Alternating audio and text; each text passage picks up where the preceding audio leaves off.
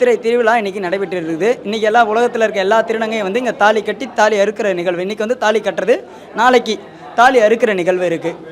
இவங்க வந்து ஏன் தாலி கட்டுறாங்கன்னா, மகாபாரதத்தில் பாண்டவர்கள் கௌரவர்கள் 2 பேர் இருக்காங்களே, அந்த 2 பேரில் யார் வெற்றி பெறணுன்றது முடிவு பண்ணணும். ஒன்று பாண்டவர்களா இல்லை கௌரவர்களான்னு.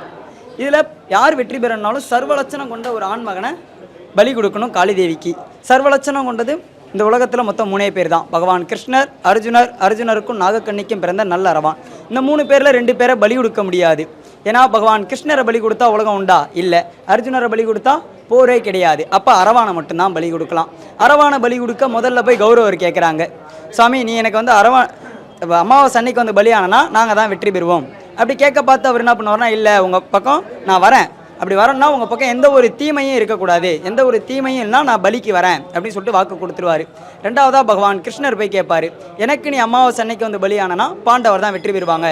அப்படி கேட்க பார்த்து என்ன பண்ணுவார்னா, நான் அமாவாசை அன்னைக்கு வந்து கௌரவர்களுக்கு வாக்கு கொடுத்துட்டேன், என்னால் அமாவாசைக்கு வர முடியாது, அமாவாசைக்கு முன்னாடி நாள் நீங்கள் என்னைக்கு கூட்டாலும் வரேன்னு சொல்லிட்டு சொல்லுவார். அப்போ பகவான் கிருஷ்ணர் என்ன பண்ணுவார்னா, அமாவாசை நாளைக்குனா இன்றைக்கி இவரை வர சொல்லிட்டு போயிடுவார். அமாவாசை நாளைக்குன்றப்ப இன்றைக்கி இவரை அழைச்சின்னு போய் தெற்ப குளத்தில் திருப்பணம் பண்ணுறாங்க.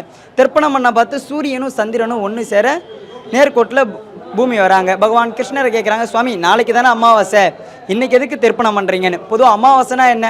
சூரியனும் சந்திரனும் ஒன்று சேர இருக்கிறதான். அப்போ இன்றைக்கி தான் அமாவாசைன்னு சொல்லிடுறாரு. நான் பலிக்கு வரேன்னா எனக்கு நீங்கள் 3 வரம் தரணும்.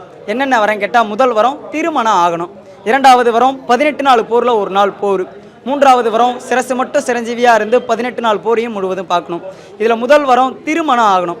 இப்போ சாக போகிறவனுக்கு யாராவது பொண்ணு தருவாங்களா? இல்லை எந்த பொண்ணாக சம்மதிக்குமா? அப்போ பொண்ணு கிடைக்காத பட்சத்தில் பகவான் கிருஷ்ணர் என்ன பண்ணுவார்னா, மோகினி அவதாரம், ஆண்லேருந்து பெண்ணா திருநங்கையாக மாறுறாரு. ஆண்லேருந்து பெண்ணாக மாறி திருமணம் பண்ணுறதுனால தான் வேர்ல்டு ஃபுல்லாக இருக்க திருநங்கையெல்லாம் நம்ம கோவிலுக்கு வந்து தாலி கட்டி தாலி அறுக்கிற நிகழ்வு நடக்குது. அந்த தாலி கட்டுற நிகழ்வு தான் இன்றைக்கி நடந்துகிட்ருக்கு. 8ஆம் நாள் போரில் வெறும் சிரசை மட்டும் வச்சுட்டு குதிச்சு போரிடுவார். குதிச்சு போரிட்டதால் கூத்தாண்டவர் அப்படி பேர் மாறுது. அரவான்லேருந்து கூத்தாண்டவர் அப்படி பேர் மாறப்படுது. கை கால் வந்து குவாகம் நத்தன்ற ஊரில் இருக்குது. தேருக்கு போகிற அச்சாணி குவாகம் தொட்டின்ற ஊர், மார்புஜம் கீரிமேடு, வெங்கலக்குட குவாக சிவலிங்ககுளம், இது 5 ஒன்று சேர அன்னைக்கு ஒரு நாள் அந்த சித்ரா பௌர்ணமி. அதான் சித்ரா பௌர்ணமி அந்த முழு உருவத்தில் பார்க்கலாம். அந்த முழு உருவத்தில் இருக்கிறது நாளைக்கு காலைல நீங்கள் வந்தீங்கன்னா ஒரு 6 மணிக்கு தேரில் பார்க்கலாம். அவங்க இது பண்ணுறது காரணம் வந்து அதான் பகவான் கிருஷ்ணர் வந்து ஆண்லேருந்து பெண்ணாக மாதிரி இது பண்ணுறாரு இல்லைங்களா, அந்த ஒரு காரணம் தான் அதனால தான் எல்லோரும் வந்து இங்கே தாலி கட்டி தாலி அறுக்கிற இது நடந்துகிட்ருக்கு.